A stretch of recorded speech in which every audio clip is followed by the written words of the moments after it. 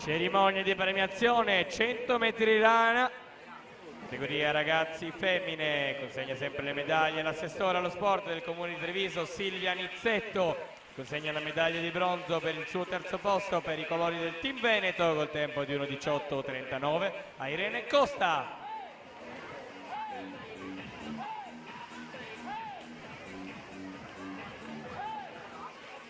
Secondo posto medaglia d'argento per il nuoto mira col tempo di 1:18:30 Agata Barzazzi.